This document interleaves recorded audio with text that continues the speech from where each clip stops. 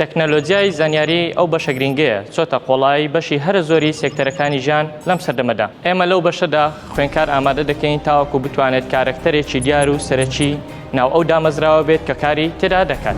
ئەمەش لە ڕێگەی وانەی چڕوپڕی تیۆری و پراکتیکی کە لەلایەن مامۆستای شارەزا و بە ئەزموونەوە دەگوترێنەوە. بە سوودبینین لە پێویستە دامەزراوە حکمی و ناحکمیەکاندا بۆ کارمەند ئێمە پرۆگرامێکمان ئامادە کردووە کە وەڵام دەرەوەی ئەو پێویستیانە بێ بۆ کارکردن. لە پەیمانگای RTVI خوێندکارانی بەشی تەکنەلۆجیای زانیاری لە ماوەی 2 ساڵی خوێندندا بوارەکانی پرۆگرامینگ، نێتوۆرکینگ، مۆبایل ئەپلیکیشن، داتابیس، وێبسایت دەخوێنی. هەروەها خوێندکاران بە 3 بابەتی نوێ ئاشنا دەکرێن. مۆبایل سەپۆرت واتە چاکردنەوە و سیانەکردنی مۆبایل. لەم بابەتەدا خوێندکاران دەتوانن بەکردداری فێری سیانەکردن و چاکردنەوەی مۆبایل ببن. کۆمپیوتەر مەینتینانس واتە چاکردنەوەی کۆمپیوتەر لە ڕووی هاردوێر و سۆفتوێرەوە.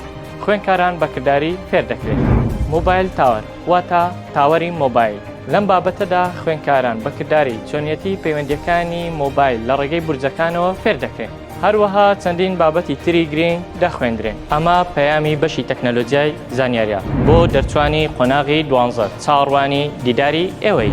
پەیمانگای تەکنیکی و پیشەیی ڕاپەڕین ئامادەکردنینەوەیەکی پیشەگەر بۆ بازاری کار.